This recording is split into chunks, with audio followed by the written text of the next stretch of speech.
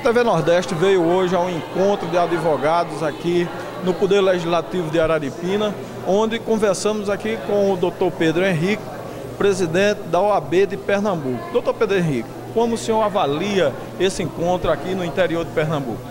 Um grande encontro com a nossa subseccional da OAB de Araripina, presidida pela Gabriela Reis, tão bem presidida. Um encontro da OAB com seu leito natural, que é o diálogo com a sociedade, um auditório cheio, onde a gente teve a satisfação de participar do compromisso de novos advogados que ingressam nos nossos quadros e também ministrar palestras sobre o novo Código de Processo Civil. Um trabalho que a OAB vem fazendo em prol da cidadania, em prol de todos os advogados que têm que se aprimorar para uma nova realidade. A partir do ano que vem, teremos processos judiciais mais ágeis e mais eficientes. Para isso, nós precisamos nos capacitar. Sempre uma honra estar de volta aqui ao Sertão e ao Araripe. Esse novo, como o senhor avalia esse novo Código Civil para a sociedade e também para a classe de advogados do Brasil? Era um reclamo mais do que dos advogados, de toda a sociedade, que o processo civil fosse revisto para dar mais eficiência, mais celeridade, mais agilidade aos reclamos da sociedade na justiça. A justiça hoje passa por uma fase de caos, uma fase de colapso.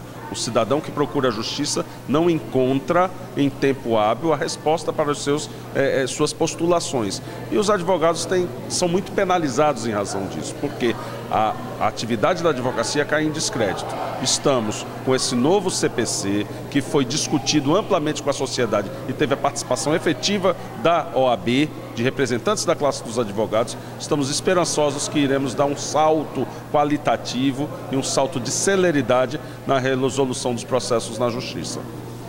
Doutor Pedro, na finalização aqui do evento, o senhor fala sobre a nova reforma, uma reforma política para o Brasil.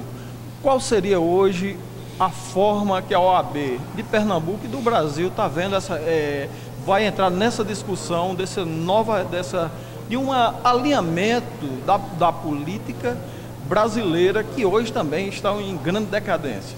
Grande decadência. Hoje existe um abismo que separa a sociedade dos seus representantes no Congresso Nacional, nos parlamentos, nos próprios governos.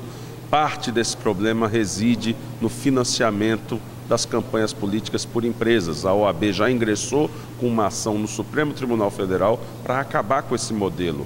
Cidadão, o eleitor, é um cidadão, não é uma pessoa jurídica que, quando coloca dinheiro na política, ele quer receber em dobro. Então, vai ser um ataque letal à corrupção, aos elevados índices de corrupção desse país, acabar com o financiamento empresarial das campanhas. Agora, o projeto de reforma política da OAB, junto com outras 100 entidades, já está em tramitação no Congresso Nacional. Ele passa por cuidar de aproximar o eleitor do seu constituinte, do seu representante, do seu deputado, do seu senador. Passa por termos, acabar com alguns vícios, como a deturpação do voto. Hoje você vota numa pessoa, está elegendo outra. Hoje você é evangélico e vota num candidato evangélico que está ajudando a eleger alguém que, por uma coligação de oportunismo, reza por uma outra cartilha e é a favor de bandeiras que você é contra, ou vice-versa. Você é um liberal, é a favor dos LGBTs, você é a favor, por exemplo, da união homoafetiva e, com esse voto, infelizmente, pode estar contribuindo para eleger um conservador, um religioso que é contra essas bandeiras. Hoje, a verdade eleitoral tem que ser resgatada no nosso país, o eleitor tem que se aproximar mais. O importante é que a sociedade participe mais da política. Doutor Pedro, também o senhor falou sobre a menoridade penal. Como é que o senhor vê essa aprovação na CCJ da Câmara dos Deputados? Um grande retrocesso. Estamos passando por um período nebuloso no nosso Congresso Nacional, uma pauta excessivamente conservadora. Reduzir a maioridade penal não é a saída para diminuir os índices de violência.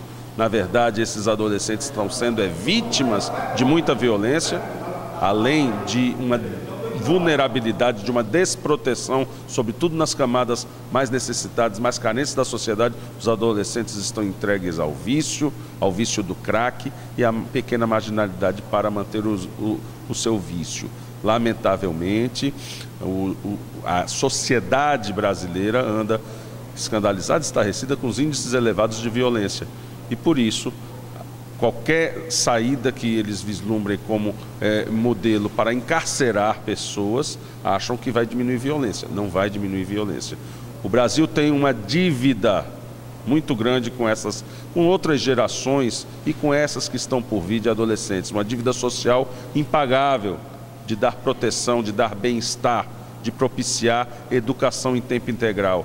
E, ao invés de pagar essa dívida, ele está querendo marginalizar uma parcela significativa da sociedade que não tem condições de ter assistência e pode praticar pequenos delitos e vai estar sendo tratado como criminoso.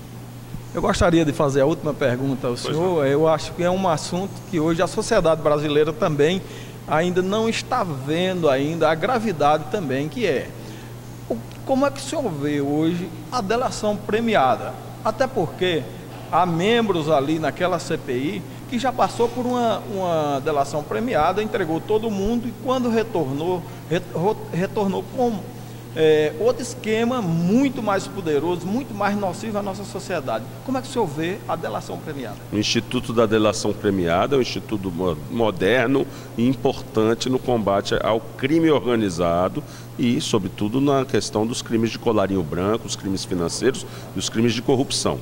Contudo, é um instituto que não pode ser banalizado, não pode ser aplicado de forma desmoderada.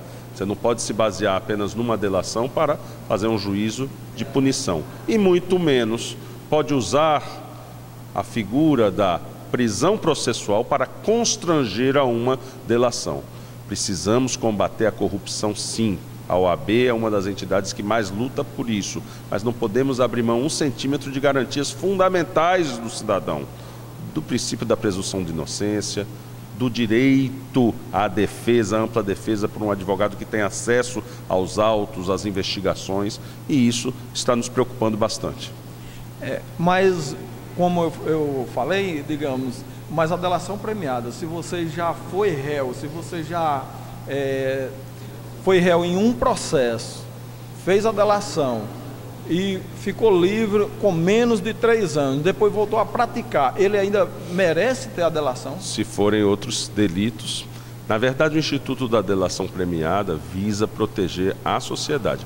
É um instrumento que alivia a punição do delator em prol da proteção da sociedade, na possibilidade de punir todo um esquema, um conjunto enorme de malfeitores e de criminosos. Então, como eu disse, a delação é importante, é um instituto importante aplicado em todos os países modernos na luta contra o crime organizado. Agora, não pode ser usado em forma de artifício para confissões forçadas, para praticamente torturas psicológicas, para arrancar, como outrora, em tempos medievais se fazia, e nos tempos da Inquisição se fazia com torturas físicas, fazer através de torturas psicológicas. Daí está havendo excessos, uso desmoderado desse instituto. A TV Nordeste agradece a sua participação e quando vier a cidade de Araripina, vamos estar presentes sempre debatendo os assuntos de interesse da sociedade aqui do Araripe, de Pernambuco e do Brasil. Muito obrigado, doutor Pedro. Muito obrigado.